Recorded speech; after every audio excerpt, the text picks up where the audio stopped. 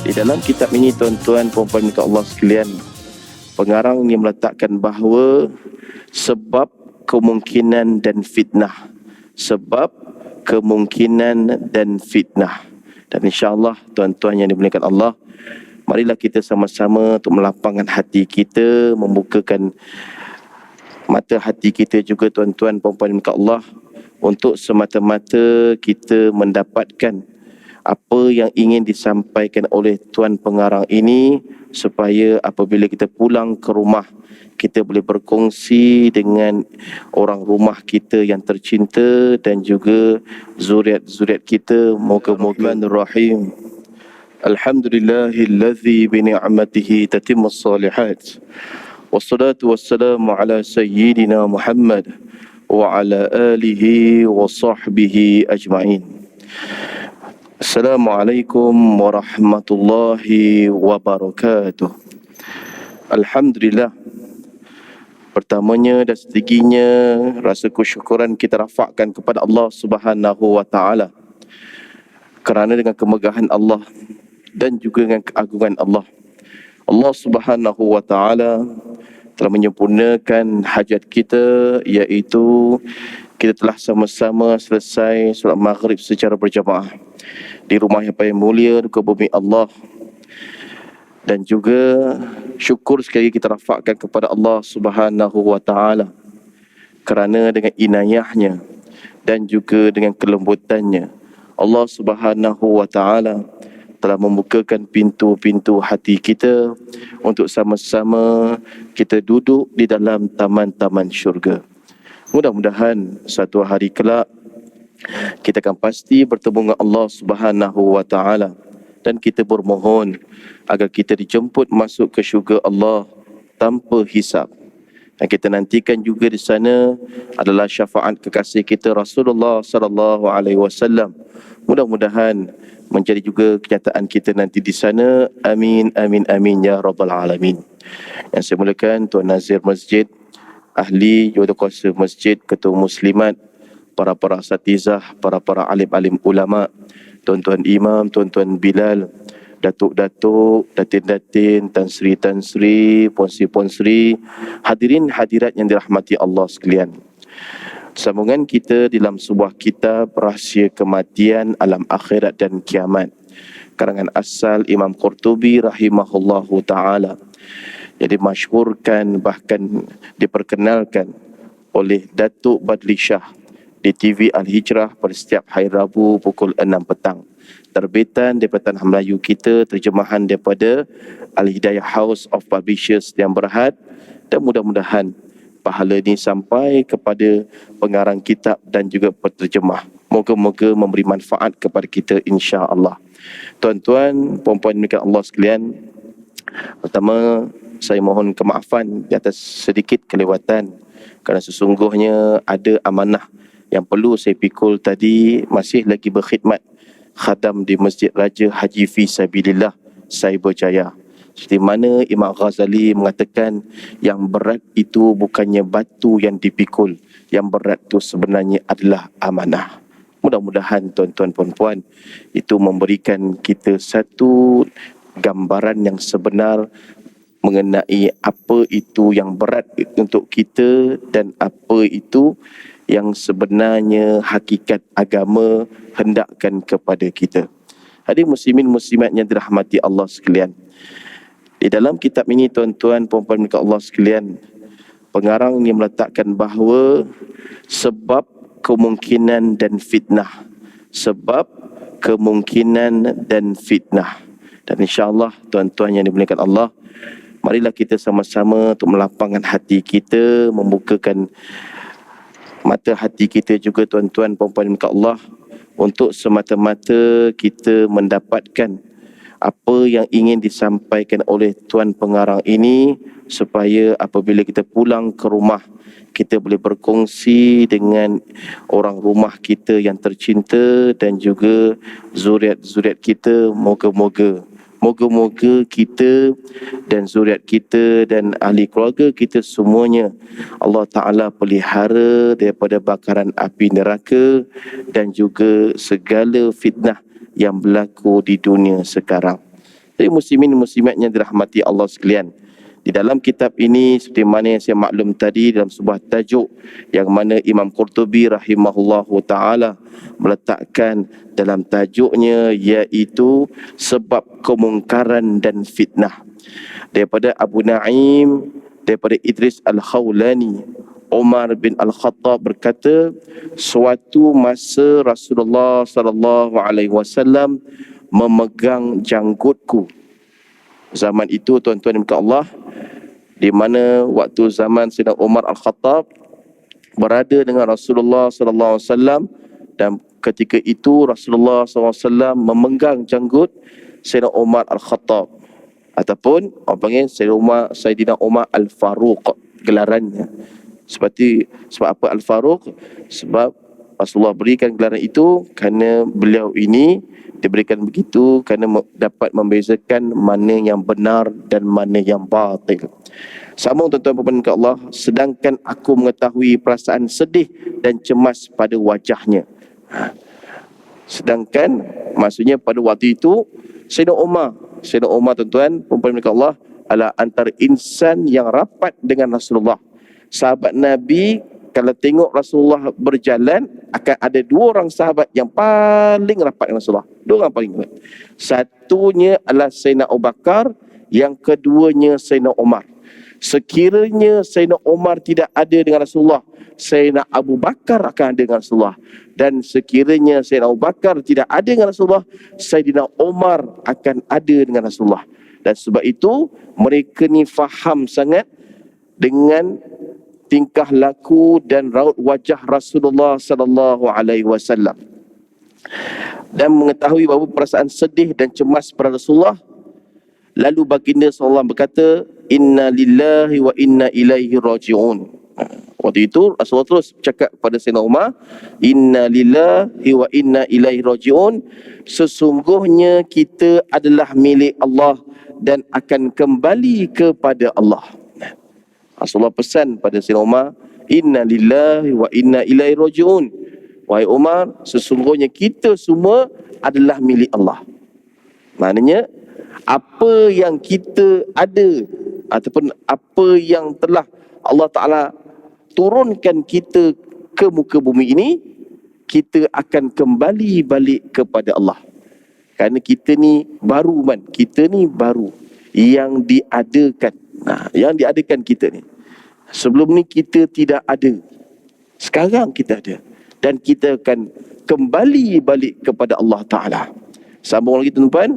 Seterusnya tuan-tuan dan puan Allah sekalian, baru sahaja Jibril datang kepadaku, lalu aku bertanya, inna lillahi wa inna ilaihi raji'un, ada apa wahai Jibril? Jibril bercakap begitu kepada Rasulullah, inna lillahi wa inna ilaihi raji'un. Terus Rasulullah tuan-tuan yang dirahmati Allah bertanya terus, kenapa wahai Jibril? Apa sebab? Macam kita kadang berlaku, kenapa ni? Bertanya-tanya Rasulullah. Rasulullah tuan-tuan perempuan Allah bukannya jenis orang yang melepaskan begitu je dengar masuk kanan keluar tepi kiri, tak. Rasulullah sekiranya ada apa-apa saja turun kepada Jibril AS sampai Rasulullah akan terus tanya ni sifat Rasulullah ni sifat Rasulullah. Kita tengok ini kekasih yang kita rindu sangat sebab apa? Rasulullah ni orang yang tak pernah langsung mementingkan diri beliau sendiri walaupun senafas, walaupun seketika tak pernah Rasulullah sentiasa memikirkan insan yang lain, umatnya, sama ada orang rumahnya, sama ada sahabatnya, sama ada umatnya, dia akan fikirkan. Dan langsung beliau tidak menghiraukan diri beliau sendiri. Itulah dia, siapa tuan-tuan? Rasulullah sallallahu alaihi wasallam. Dan waktu itu Jibril menjawab, sesungguhnya umatmu akan ditimpa fitnah. Kitab ni kata, sesungguhnya umatmu wahai Muhammad akan datangnya fitnah. Maksudnya fitnah akan datangnya bermacam-macam masalah, dugaan, bencana, bala, musibah dan sebagainya. Huru-hara dan kesesatan. Huru-hara dan kesesatan. Kita sekarang memang berada dalam kategori umat Muhammad sallallahu alaihi wasallam. Kita umat Muhammad. Kita bukan umat yang Nabi Allah Isa dah. Bahkan kita ni bukan umatnya sebelumnya. Kita umat daripada umat Muhammad sallallahu alaihi wasallam. Kita memperakui bahawa kita ni beriman dengan semua nabi dan kita beriman dengan nabi kita kekasih Allah Taala iaitu sallallahu alaihi wasallam dan nabi khatibin nabiyyin, nabi pengakhiran bagi segala nabi dan segala rasul, penutup bagi segala nabi dan rasul. Kita beriman. Dan termasuk kita umat Muhammad SAW akan timpa fitnah dan juga kesesatan pada masa yang tidak lama lagi, Waktu itu pun dah hijrah ke berapa, Sekarang dah masuk 1443 hijrah. Kita hijrah kita. Rasulullah hijrah tahun apa? Dah 1400 tahun yang dahulu. Lama, cukup lama, Lepas tu kita bila ada rezeki sekarang ni, Allah Ta'ala buka rahmatnya, dah boleh kita pergi umrah. Baru-baru kita tengok saudara Islam kita, ikhwah kita daripada seluruh dunia, ada peluang boleh laksanakan umrah. Kita tengok nikmatnya Allah Ta'ala pilih mereka dapat laksanakan umrah di Makkahul Mukarramah serta Madinatul Munawwarah, ziarah mereka kekasih kita Rasulullah sallallahu alaihi wasallam yang paling nikmat apa dia, tuan? Yang boleh datang di 10 malam yang terakhir. Pilih mereka, walaupun di sana diletakkan dalam keadaan hotel yang letak harga yang begini, tapi itu tidak menjadi halangan dan juga sebab, alasan dan sebagainya. Orang yang ada diberikan Allah Ta'ala kenikmatan, anugerah, hadiah dan sebagainya, mereka sudi pergi dan mereka rasa nikmat 10 malam terakhir. Nampak, di bumi Madinah dan juga bumi Makkahul Mukarramah. Dan itulah bumi yang mana kita lihat sallallahu alaihi wasallam yang mereka selalu pergi di sana untuk melepaskan rindu kepada Rasulullah sallallahu alaihi wasallam. Walaupun berlaku zaman fitnah, tapi kerana rindu pada Rasulullah, pergi ke sana, hilang. Tuan-tuan, perempuan, saya pun rasa tak ceritalah bab-bab ni. Tuan-tuan pergi pun rasa seronok, hilang langsung cerita nak fikir pasal Malaysia. Seperti mana ibu saya dahulu, tuan-tuan, perempuan milik Allah, ketika melaksanakan ibadah haji, melaksanakan ibadah sana, waktu itu saya kecil lagi. Kecil sangat kecil. Pertama, ibu saya pergi dulu. Lepas tu kedua, ayah saya pergi dulu.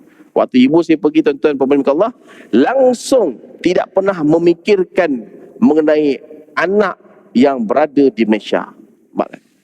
Kalau orang yang betul-betul Allah Ta'ala pilih, Allah Ta'ala akan berikan mereka ni sibuk beribadah di sana tanpa menghiraukan berada apa yang ada di Malaysia. Sebab apa?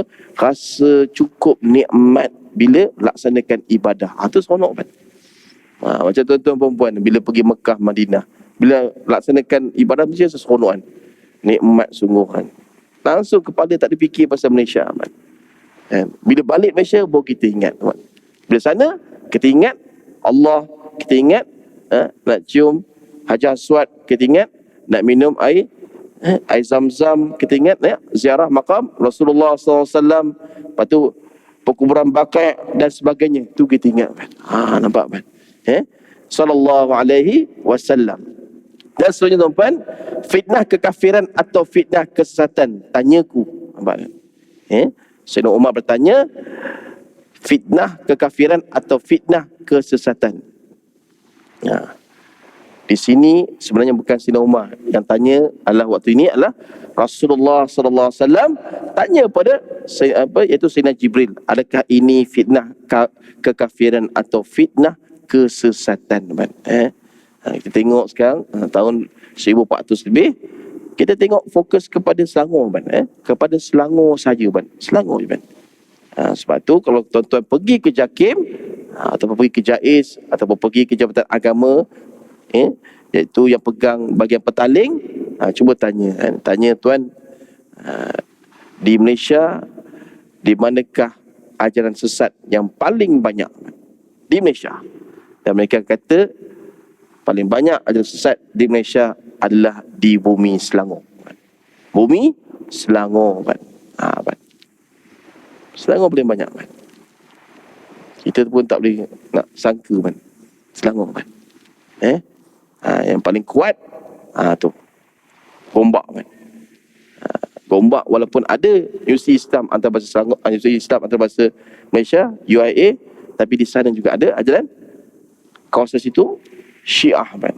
Syiah ada, kan? Kawasan sana, kan? Area situ, kan? Kita tengok, kan? Bayangkan bagaimana, kan? Kawasan kami Saya Berjaya ada juga di Pulau Meranti, kan? Dekat je, kan? Saya Berjaya situ, keluar je Saya Berjaya, Pulau Meranti berapa minit sampai dalam tu, kan? Sebelah, kan? Tengok, kita pening, kita fikir pun nak takut kita, kan? Tuan-tuan yang dah sampai tahap dah ada cucu, boleh orang kata apa, bertenang lagi, rasa dah lega dah. Sebab tuan-tuan perempuan lepas, yang macam saya, kan, orang yang 30-an, 40-an yang baru dapat anak ni, kita duk fikir macam mana anak ni, tengok, kan, macam mana nak jaga, kan? Usia macam ni, kan? Tak boleh lepas sekali pun anak-anak ni. Kalau salah cara, kan? Salah cara, kan? Habis anak itu, kan? Tu. Tapi kalau betul cara, tuan-tuan, bersyukur kita, kan? Akidah anak kita selamat, kan? Jadi muslimin-muslimat yang dirahmati Allah, tanyaku, semua itu akan berlaku, kata Jibril alaihi salam. Bila Rasulullah tanya pada Sayyidina Jibril, fitnah kafir atau fitnah kesesatan, Jibril kata, semua itu akan berlaku, man. Semua itu akan berlaku. Maknanya kalau Jibril kata tu, man, memang pasti berlaku, man. Memang pasti berlaku. Dan kita pun dah nampak dah sekarang, man. Nampak sekarang macam-macam, man. Dengan adanya free thinker pun ada, kan? Dengan ada orang ni duk fikir kan, benda logik ke? Benda logik. Kalau free thinker, bagi dia semua agama sama, dia kata. Bagi dia agama Islam sama dengan agama Hindu, sama dengan agama Buddha, sama dengan agama Kristian, sama dengan agama Dayak, sama dengan agama Iban, sama dengan agama orang ambil Kadazan, sama dia. Ini orang free thinker, kan? Kita hidup zaman, kan? Dan ada juga di bumi Malaysia, kan? Satu. Kedua, orang yang golongan seperti fikir semuanya logik. Dia jumpa ustaz, kau tengok logik, ustaz, kan? Kau tengok logik. Dia fikir semua logik, kan? Dia tak fikir bahawa Al-Quran itu lebih logik daripada akal manusia. Al-Quran. Lepas tu tuan-tuan boleh tengok dalam Al-Quran, kita lihat selepas surah Al-Baqarah, lepas surah Al-Fatihah, Allah Ta'ala memberikan kita iaitu surah Al-Baqarah. Kan? Surah Al-Baqarah, surah yang paling panjang di dalam Al-Quran. Paling panjang. Dan ayat yang, maksudnya ayat yang paling banyak dalam Al-Quran adalah surah Al-Baqarah. 286. Cuba tuan-tuan buka, tengok ayat pertama, kan? Tengok ayat kedua, tengok ayat ketiga, tengok ayat keempat, tengok ayat kelima, kan? Alif Lam Mim, zalikal kitabul la raiba fi hudal lil muttaqin. Alif Lam Mim, hanya Allah Ta'ala saja yang tahu maksud tu. Lagi, zalikal kitabul la raiba fi, inilah kitab yang mana tidak ada keraguan kepadanya, tidak ada syak kepadanya, tidak ada was-was kepadanya, dan diberikan kepada orang-orang yang bertakwa. Mak, kan? Kalau kita jatuh kepada orang yang bertakwa, kita langsung tidak akan bertanya mengenai perkara-perkara ghaibiat. Satu pun katanya. Kita langsung tidak akan bertanya benda-benda ni logik ataupun tidak. Takkan tanya, kan? Kita dengar je. Sam'an wa ta'ah. Dengar dan taat. Allah Ta'ala suruh kita semayang. Semayang kita. Subuh 2 rakaat. Waktu ini masuk subuh. azan kumandang, pergi kita. Tak soal kita dulu rakaat. Sembahyang. Allahu Akbar. Masuk tengah hari, Bilal azan lagi. Solat Zuhur 4 rakaat. 4 rakaat kita sembahyang. Allahu Akbar. Habis turun sikit matahari, masuk asar. Bilal azan. Masuk asar. Imam takbir, kita pun Allahu Akbar. Masuk maghrib, dah matahari pun terbenam, dah selesai, dah mula gelap. Bilal azan lagi 3 rakaat. Waktu malam, maghrib. Imam takbir, kita Allahu Akbar. Masuk isyak, perakhiran semayang kita 5 waktu saja semalam. Imam takbir, kita pun takbir Allahu Akbar. Satu soalan pun kita takkan tanya, man. Tubuh beriman betul, man. Tak soal. Kenapa semayang subuh 2 rakaat, kenapa 4 rakaat, kenapa 4 rakaat, kenapa 3 rakaat, kenapa 4 rakaat. Kadang-kadang tanya ni untuk dapatkan kita punya kepuasan, tak apa, man. Dan kita kuatkan lagi ibadah kita kepada Allah. Seperti mana kalau kita lihat para nabi dan para rasul dahulu, man. Nabi dan rasul dahulu. Nabi Allah Ibrahim nak meyakinkan imannya kepada Allah, bertanya kepada Allah. Nabi Allah Musa sama juga. Nabi Allah Adam sama juga. Semua nabi dan rasul ada tanya, man. Untuk kuatkan iman lagi kita, tidak ada pun masalah, man. Tapi kalau kita tanya saja, tak ada di sebalik itu, maka kitalah dibohongi dengan nafsu kita semata-mata, man. Nampak, man? Lemahnya kita tengok, man. Kalau kita tidak pernah duduk dalam taman syurga, man, susah kita ni, cukup susah. Semuanya kita akan pertikaikan. Bila kita tidak lapang hati kita untuk mendengar pengajian yang disampaikan orang yang dalam bidang agama, susah kita nanti. Sampai akhir hayat kita, kita akan ada ragu-ragu dalam ni. Betul ke ustaz kita? Betul ke? Betul. Kita tengok, kita dah tak larat nak cakap dah. Nampak, kan? Sampai ke tahap itu, kan? Allah Ta'ala akan hina kita, kan? Lepas tu kita, tuan-tuan ni, Allah, bersyukur pada Allah, kan? Syukur banyak-banyak. Sebab Allah Ta'ala lantik tuan-tuan perempuan, diberikan hidayah dan taufik supaya datang ke rumah Allah. Duduk dalam taman syurga, kan? Lapangkan hati tuan-tuan perempuan, kan? Tengok ilmu Allah Ta'ala cukup luas, kan? Sangat luas. Berbeza pandangan tu satu rahmat daripada Allah. Bukannya ia bertentangan dalam agama, dah. Beza pendapat tu satu rahmat, kan? Nak buktikan ilmu Allah ni sangat luas, kan? Cukup luas. Imam ini bagi pandangan begini, imam ini bagi pandangan ini. Semua imam beza-beza, kan? Tengok, kan? Ajaibnya Allah Ta'ala berikan ilmunya kepada hamba-hambanya yang terpilih. Ya, muslimin muslimat yang dirahmati Allah sekalian.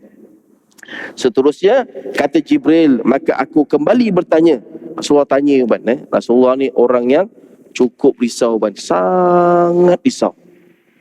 Rasulullah tak risau pada diri beliau 1% tak. Rasulullah risau pada umatnya 100%. Sebab tu Rasulullah tanya, kan? Rasulullah tanya. Sebab apa, kan? Sebab cukup mengambil berat menaik umatnya sallallahu alaihi wasallam, kan? Macam kita tu, kan? Sebelum kita menjadi ayah, tengok ayah kita macam mana, kan? Tengok ibu kita macam mana dulu. Punyalah ambil berat ni kita, kan? Tiba-tiba kita batuk, sesema, kan? Demam, kepala panas dan sebagainya, kita pergi jumpa doktor. Doktor kata, jangan risau tuan, puan, anak tuan, puan ni biasa je sakit. Biasa tu sakit apa, doktor? Doktor terangkan lagi. Macam mana tu, doktor? Cuba bagi jelas lagi. Doktor kata lagi, saya tak faham, cuba lagi. Nampak, man? Itu ayah dan mak kita, man. Itu ayah dan mak kita turun kepada kita. Sebab kita dah ada zuriat, man. Kita dah ada nasab kita. Ambil berat kita. Bayangkan tuan-tuan puan, insan yang tak pernah kenal kita. Tak kenal kita. Bangsa mana kita, kaum mana kita, keturunan mana kita, duduk zaman bila kita, warna kulit kita, umur kita, tak kenal. Tapi cukup sayang kita. Sangat sayang, man. Sangat sayang kita. Tanya lagi apa, teman? Seterusnya Rasulullah bertanya, aku kembali bertanya, dari mana datangnya fitnah itu? Dari mana datangnya fitnah itu? Sedangkan aku sudah meninggalkan untuk mereka kitab Allah. Nampak, kan? Allah. Tengok Rasulullah, kan? Dah habis, habis segala kudrat, habis segala mengahnya, letihnya, peluhnya, korbankan tidurnya, semua Rasulullah dah buat untuk umat sallallahu alaihi wasallam. So tanya, dari mana datangnya fitnah itu wahai Jibril? Mana datang wahai Jibril? Kan? Mana datang? Lagi kenapa? Sedangkan aku sudah meninggalkan untuk mereka kitab Allah. Wahai Jibril, aku dah tinggalkan, aku dah berikan kepada mereka wahai Jibril Al-Quran tu, Al-Furqan tu, Al-Hidayah, Al-Taufiq. Pedoman tu aku dah bagi wahai Jibril. Daripada Iqra tu, wahyu pertama, ma ana biqari, zammiluni, itu waktu dengan Khadijah. Ma ana biqari, aku tak tahu baca. Jibril datang di Gua Hira, Iqra ya Muhammad. Ma ana biqari, wahai Jibril, aku tak tahu baca wahai Jibril. Iqra ya Muhammad, ma ana biqari, aku tak tahu baca wahai Jibril. Dan akhirnya malaikat Jibril peluk Rasulullah. Malaikat Jibril kata, Iqra bismi rabbikal ladzi khalaq. Bacalah wahai Muhammad dengan nama Tuhanmu yang telah menjadikan kamu. Baru Rasulullah baca, kan. Sampai ayat kelima, kan. Itulah hari pertama Jibril menunjukkan sebenar Jibril depan Rasulullah, kan. Bayangkan, kan. Habis tu balik ke rumah, jumpa Khadijah, kan.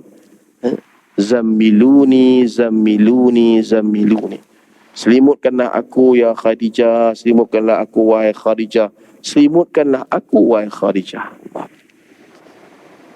Akhir dah selimut Rasulullah, kan. Selain Khadijah, kan, cukup isteri yang cukup hebat, kan. Cukup hebat. Ta'ajub dan sangat luar biasa, kan. Sangat luar biasa. Ajaib semua, kan. Allah Ta'ala anugerahkan isteri begitu, kan. Cukup hebat, kan. Akhir sekali, kan, waktu itu Rasulullah pun bila dah jumpa Jibril, balik ke rumah dan mulalah sebagai insan macam kita juga Rasulullah, kan, bercakap pun masa itu dalam keadaan cemas dan sebagainya. Waktu itu Sayyidatina Khadijah tenangkan Rasulullah. Wahai Rasulullah, sesungguhnya engkau ni orang yang menyambungkan silaturrahim. Boleh? Menyambungkan silaturrahim. Lagi menyampaikan berita yang gembira. Menyampaikan berita yang gembira. Itu mendamaikan persengketaan. Khadijah tu.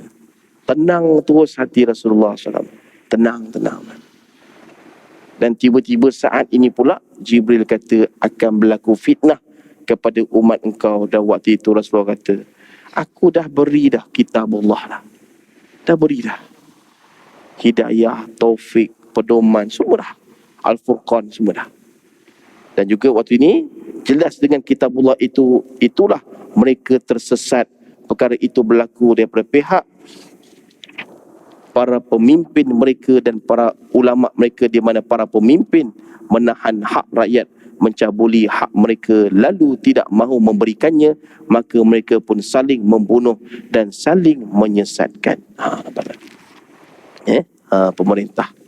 Ini cerita Jibril maklumkan itu akan datang berlaku itu.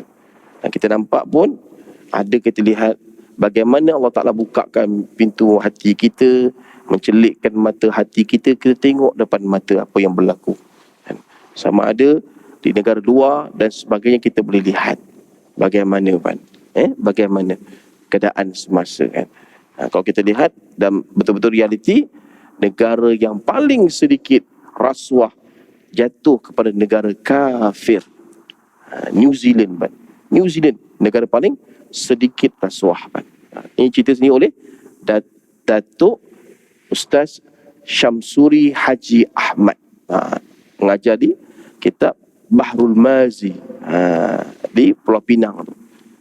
Kitab Bahrul Mazi di Masjid Abdullah Fahim tu. Tok guru hebat, almarhum.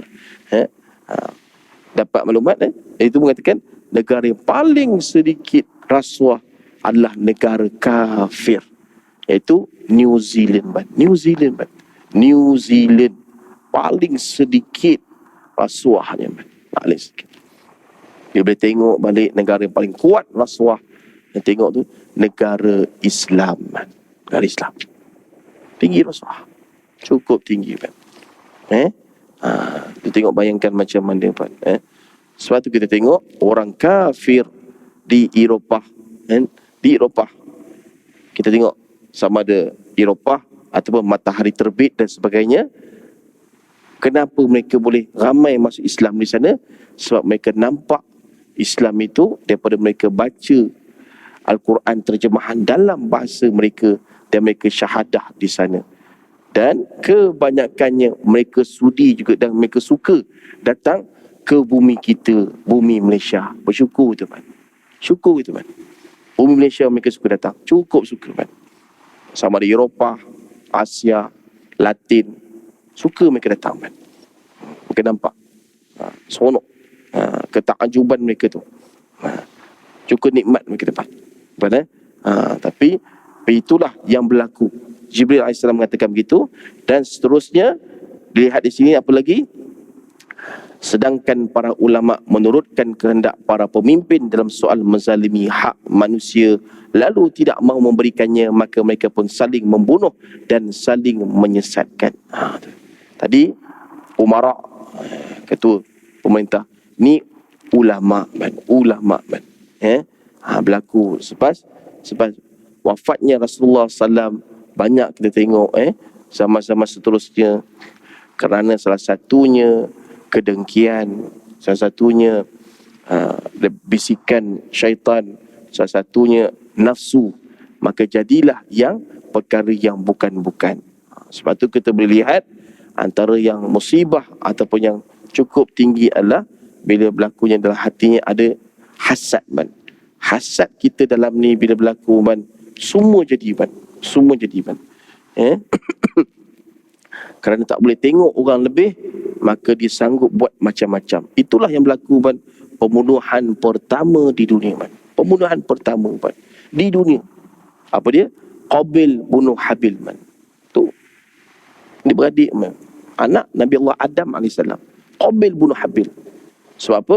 Sebab korban Habil Allah Ta'ala terima, korban Qabil Allah Ta'ala tak terima. Dan bila korban Habil Allah tak terima, perempuan yang akan dapat oleh Habil tu lebih lagi indah ayunya daripada bakal Qabil dapat. Dan sebab kerana nafsu dan bisikan syaitan, maka Qabil bunuh sendiri kan? Adik-beradik di sini kan? Habil bila bunuh baru menyesal. Nampak kan? Berlaku kan? Kita tengok sekarang kan? Berlaku kan? Kerana hasad dengki habis kan?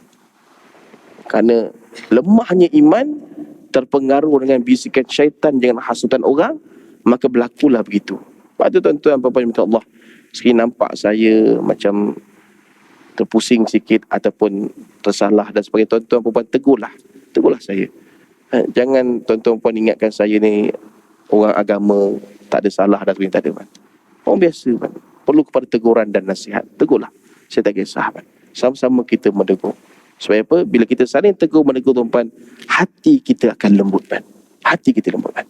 Tapi kalau kita jarang ditegur, jarang menegur orang ataupun sebagainya, susah nanti di saat kita dah satu usia, telah berusia yang cukup, habis usia penghujung, bila orang mula nak tegur kita, kita tak boleh terima. Itu yang jadi macam kita cepat melatah, kita cepat melenting, kita cepat menyumpah orang.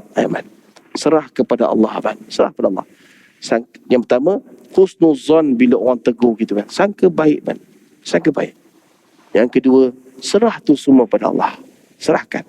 Sama ada dia buat itu nak mainkan kita dan sebagainya, itu jangan kita letak bukan man. Itu biar pada Allah.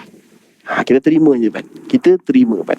Jadi muslimin muslimat yang dirahmati Allah sekalian, dan seterusnya tuan, para ulama mengikut hawa nafsu para pemerintah dan membiarkan mereka dalam kesesatan dan mereka tidak teragak-agak, kata Jibril. Waktu itu kan, zaman tu kan, kita pun dah hidup zaman 1400 tahun lebih daripada Rasulullah SAW, dan banyak sejarah Islam kita boleh baca kan, zaman-zaman terdahulu sehingga sekarang kita boleh lihat bagaimana yang menegurnya seperti mana zaman Imam Nawawi rahimahullah ta'ala. Seorang imam yang cukup hebat. Cukup hebat. Diceritakan oleh almarhum Syekh Ahmad Fahmi. Syekh Ahmad Fahmi Zamzam. Zamzam wafat dah 2 tahun lepas. Menceritakan bahawa Imam Nawawi ni daripada kota Nawa pergi ke Dimashq 1 hari belajar kitab 17 kitab kan. 1 hari 17 kitab. Dan kitab-kitabnya semua tebal-tebal ni kan. Kitab-kitabnya 1 hari 17 kitab ni kan. 3 kitab besar-besar kan. Dan 17 kitab tu kan, dalam 1 hari hafaz semua kitab kan.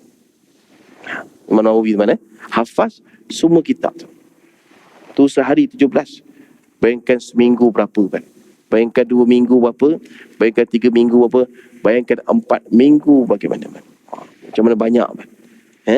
Sampai tahap itu pun Imam Nawawi tegur pemerintah zaman tu.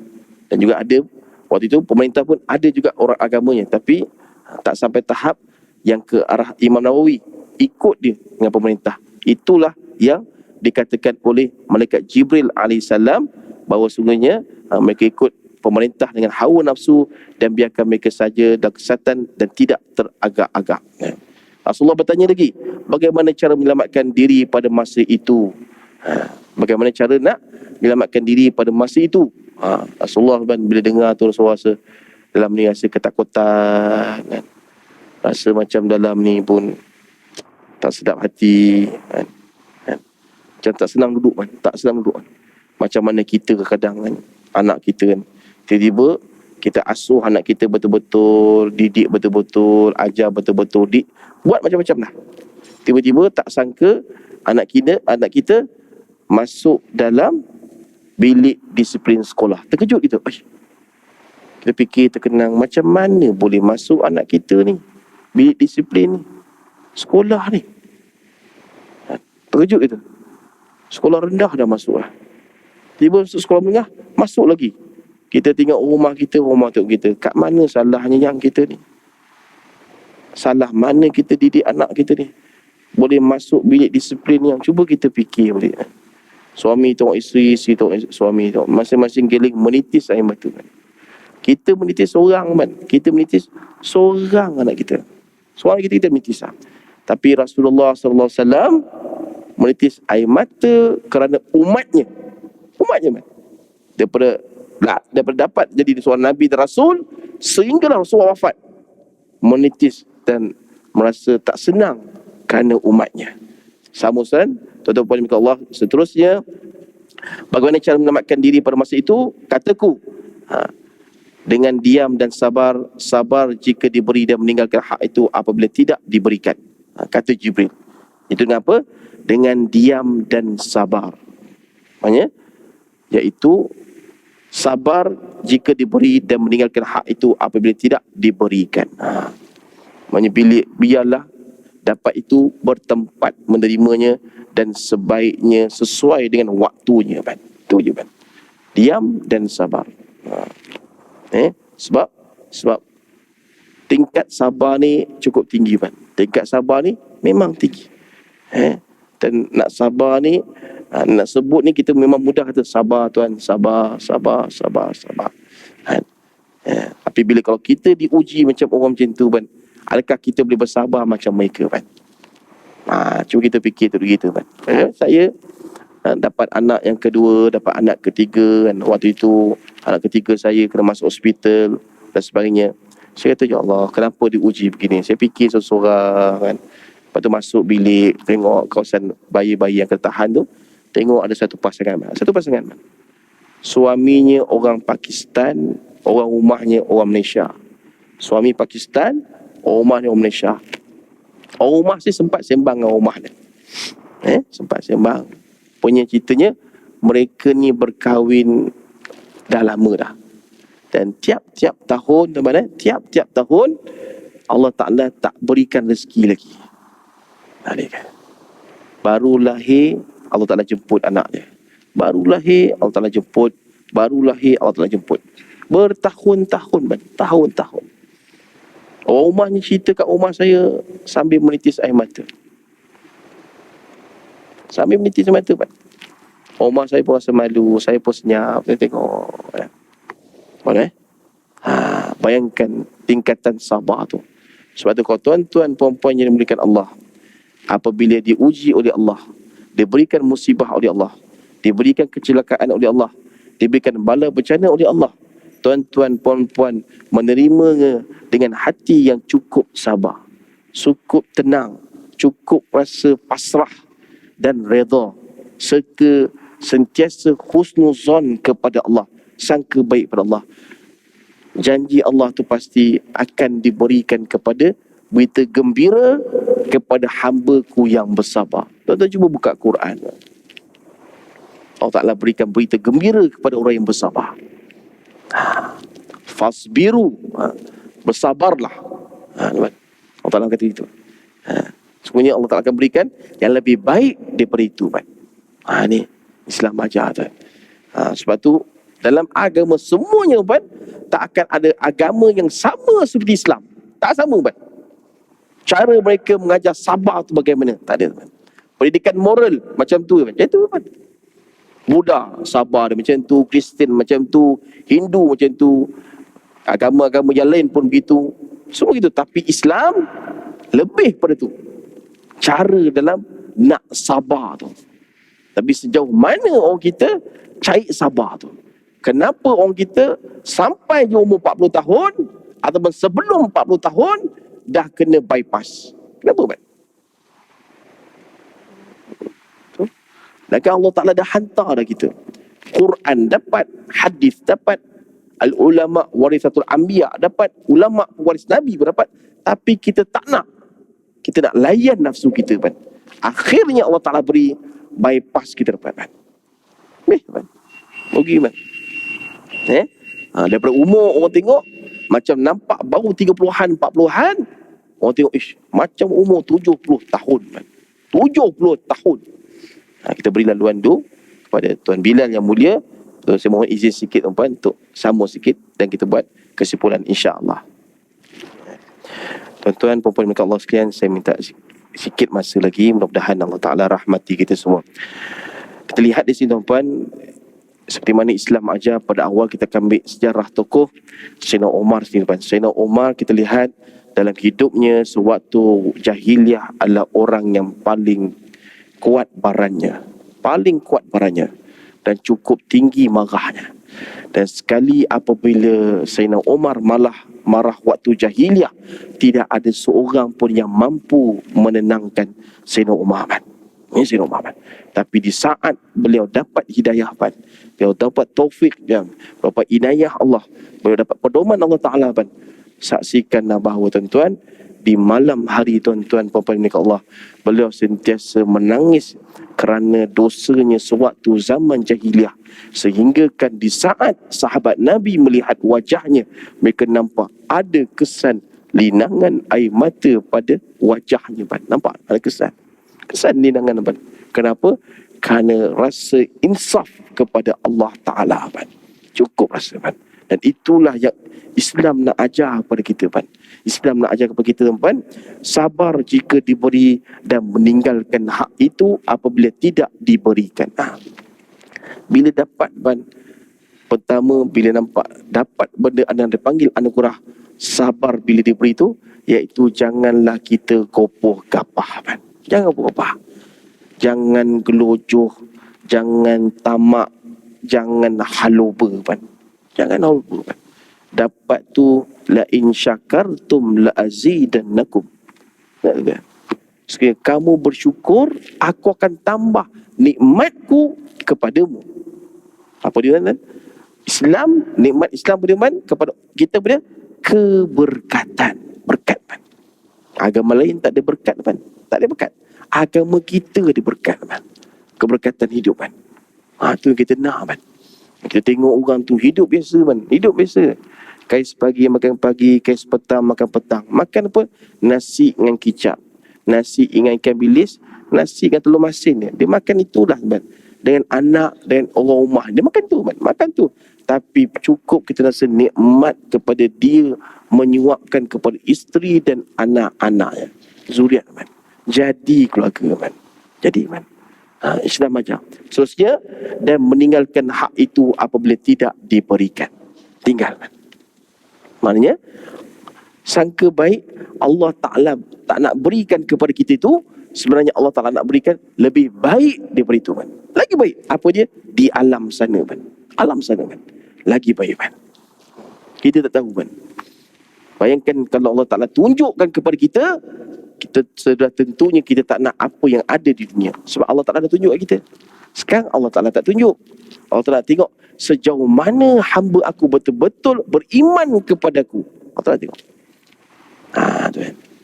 Kesimpulan tuan, di malam yang penuh bermakna ini, dengan tajuk ini, sebab kemungkaran dan fitnah adalah sama-samalah kita tuan-tuan perempuan yang minta Allah. Pertamanya adalah taubat nasuha kepada Allah. Taubat nasuha. Rasa diri ni kerdil di sisi Allah Ta'ala. Rasa ni diri ni memang perlukan Allah Ta'ala dalam hidup kita kan. Dan mengharapkan Allah Ta'ala berikan kita selalu peluang untuk dapat duduk dalam taman-taman syurga selalu. Pasang ni kan. Minta kepada Allah kan. Supaya apa kan? Supaya nanti bila saat kita bertemu dengan Allah Ta'ala nanti, kita rasa puas hati kan. Puas hati. Waktu di dunia, umur yang Allah Ta'ala beri kita puas, rezeki yang Allah Ta'ala beri kita puas, kesihatan Allah Ta'ala berikan kita puas, masa lapang Allah Ta'ala berikan kita puas, apa yang kita ada, kita puas man. Nah, mudah-mudahan man, ia menjadi bekalan kita nanti di sana, mudah-mudahan. Dan diharapkan juga tuan-tuan puan-puan milik Allah, kita akan sentiasa bersyukur kepada Allah dan sentiasa mengharapkan redanya dan juga mengharapkan pengampunannya kepada Allah, dan berikanlah kita sentiasa peluang untuk kembali selalu kepada Allah, dan mengharapkan juga jangan Allah Ta'ala meninggalkan ataupun mengenepikan wajah kita nanti apabila kita bertemu dengan Allah di padang mahsyar kelak. Yang terbaik semua datang pada Allah. Yang lemah dan segala kekurangan itu datang pada insan yang penuh kedil ini. Saya minta maaf terkasar bahasa, terkuris hati tuan-tuan dan puan. Aqulu qouli hadza wa astaghfirullahalazim wa lakum. Wassalamualaikum warahmatullahi wabarakatuh. Bismillahirrahmanirrahim. Rabbana atina fid dunya hasanah fil akhirati hasanah wa qina adzabannar. Walhamdulillahirabbil alamin. Taqabbalallah minna wa minkum. Taqabbal ya karim.